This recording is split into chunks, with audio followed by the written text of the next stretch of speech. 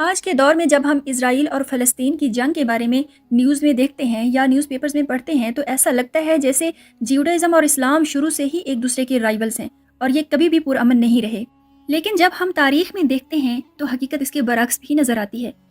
جیسا کہ ہم تاریخ اسلام اور سیرہ کی بکس میں پڑھتے ہیں کہ مدینہ میں جب نبی کریم صلی اللہ علیہ وآلہ وسلم ہجرت کر کے گئے تھے تو وہاں پہ جیوش ٹرائبز بھی رہتے تھے، اور پیغمبر اسلام کے دور سے آگے جب ہم بڑھتے ہیں تو اس کے بعد بھی اسلامک گولڈن ایرا میں بھی ہم مسلمانوں اور یہودیوں کی کوئی ایگزسٹنس اور ہارمنی کو دیکھتے ہیں۔ سفاردی اور مزراحی جیوز مسلمان خلفاء کے درباروں میں کام کیا کرتے تھے، اور نہ صرف وہاں کے درباروں میں کام کیا کرتے تھے بلکہ ان کی کلچرل اور سائنٹیفک اچیومنٹس میں بھی بڑا کردار ہے یہودیوں کا۔ یہودیوں کے مسلمانوں کے ساتھ اس ٹائم پہ کیسے تعلقات تھے اور کس طرح سے ان کی کمیونٹیز مسلمانوں کے درمیان رہا کرتی تھیں، آج کی اپنی اس ویڈیو میں ہم یہی سب کچھ ڈسکس کریں گے۔ Let's get started. مسلمانوں اور یہودیوں کی ارلی ریلیشن شپس شروع ہوتے ہیں یثرب یعنی مدینہ میں۔ مدینہ میں یہودی مسلمانوں کے آنے سے کئی سو سال پہلے کے رہ رہے تھے۔ پیغمبر اسلام کی پیدائش کے وقت عرب میں مختلف لوکیشنز پہ یہودیوں کی آبادیاں تھیں، جیسا کہ مدینہ اور خیبر کے یہودی سب سے زیادہ طاقتور تھے۔ عرب میں رہنے والے یہودی مختلف مذاہب کے ساتھ کوئی ایگزسٹ کرتے تھے، جن میں زoroastrianism، جس کو ہم زرتشت کہتے ہیں اردو میں، کرسچینٹی، عرب کے مشرکین اور اس کے علاوہ حنفی۔ عرب میں رہنے والے یہودیوں نے عربوں کو بھی بہت زیادہ متاثر کیا تھا۔ عربوں کا قبیلہ ہیمیرائٹ جیوڈائزم میں کنورٹ ہو گیا تھا۔ جب محمد صلی اللہ علیہ وآلہ وسلم مدینہ تشریف لائے تو وہاں پہ یہودی آلریڈی موجود تھے۔ محمد صلی اللہ علیہ وآلہ وسلم نے کانسٹیٹیوشن آف مدینہ یعنی میثاق مدینہ میں یہودیوں کو مذہب کی آزادی دی۔ ہسٹوریکل سورسز ہمیں یہ بتاتے ہیں کہ یہود اپنے مقدس دن شبات کے موقع پر اور یوم کپور کے موقع پر مسلمانوں کو بھی انوائٹ کیا کرتے تھے۔ لیکن اسلام اور جیوڈائزم میں اتنی پیسفل کو ایگزسٹنس کے باوجود ہم پڑھتے ہیں کہ پیغمبر اسلام نے یہودیوں کے خلاف جنگیں بھی لڑی، جن میں غزوہ خیبر بہت اہم ہے۔ پیغمبر اسلام نے یہودیوں کے 3 قبائل کے خلاف جنگ لڑی، جن میں بنو نذیر، بنو قینقاع اور بنو قریظہ شامل ہیں۔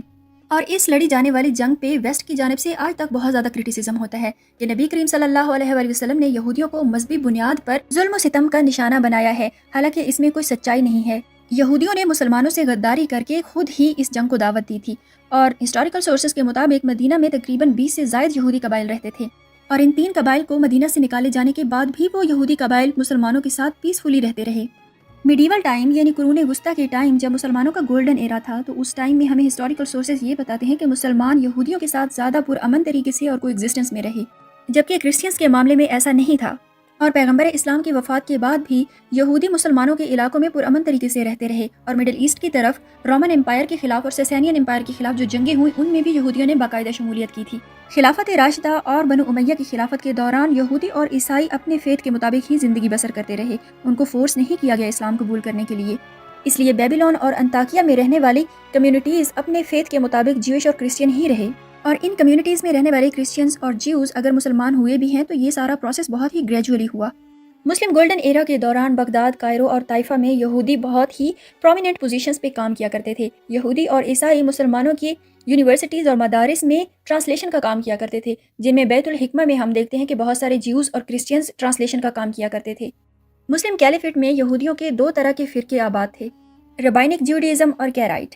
کیرائٹ جیوڈائزم کا فرقہ عراق میں نمودار ہوا تھا، اور یہ امام ابو حنیفہ کی تعلیمات سے بھی بہت زیادہ متاثر تھے۔ کیرائٹ جیوڈائزم کے فاؤنڈر انان بن ڈیوڈ، جو کہ اپنی پریزن یعنی قید کے دوران امام ابو حنیفہ سے ملے تھے، ان سے متاثر ہو کر ان کا یہ کہنا تھا کہ ہلاکہ، جو کہ جیوش لاء کی ایک بک ہے، اس سے زیادہ تورا کی امپورٹنس ہے۔ کیرائٹ جیوڈائزم کے برعکس ربائنک جیوڈائزم زیادہ فوکس کرتے ہیں تلمود یا اورل لاء پہ، اور اس کے علاوہ کیرائٹس آج کل کے دور میں بہت ہی کم پائے جاتے ہیں، جبکہ ایجپٹ اور عراق میں مڈل ایجز میں ان کی تعداد بہت زیادہ ہوا کرتی تھی۔ کیرائٹ اور ربائنک جیوڈائزم میں آپس میں بہت زیادہ لڑائیاں ہوا کرتی تھیں، لیکن یہ دونوں سیکٹس جو تھے وہ اسلامک کورٹس یعنی درباروں میں بہت زیادہ ہائی پوزیشنز پہ کام کرتے تھے۔ اسلامک گولڈن ایرا میں جیوڈائزم میں کئی طرح کی نئی ڈیولپمنٹس بھی ہوئیں، جس میں جیونم کا پیریڈ بہت ہی زیادہ پرومیننٹ ہے۔ جیونم جیوڈائزم کی یونیورسٹیز یا اکیڈمیز میں ایک ایسا عہدہ ہوتا تھا جو کہ موجودہ دور میں آکسفورڈ یونیورسٹی کے وائس چانسلر کے برابر ہے۔ بیبیلون میں موجود جیوڈائزم کی سب سے بڑی اکیڈمی کا جیونم جیوش کمیونٹیز پر بہت ہی اثر انداز ہوتا تھا۔ اس کا رول اس وجہ سے بھی امپورٹنٹ تھا کیونکہ وہ تورا کی انٹرپریٹیشن کرتا تھا اور جیوش لاء کو ڈیفائن کرتا تھا۔ جیونم پیریڈ کے بعد ریشونک پیریڈ جیوڈائزم میں بہت ہی زیادہ امپورٹنس رکھتا ہے۔ 10th سینچری سی ای میں ریشونک پیریڈ کا آغاز ہوتا ہے، اور اس پیریڈ کے دوران موشے ڈی لیون زہار کی کتاب لکھتا ہے۔ یہ قبالہ کی بہت ہی امپورٹنٹ ٹیکسٹ ہے۔ قبالہ جیوڈائزم میں ایک باطنی یا مخفی علم ہے۔ اس علم کے بارے میں بہت ساری تھیریز بھی بیان کی جاتی ہیں، کوئی اسے جادو سے تشبیہ دیتا ہے تو کوئی اسے مسٹیسزم یا صوفیزم سے تشبیہ دیتا ہے۔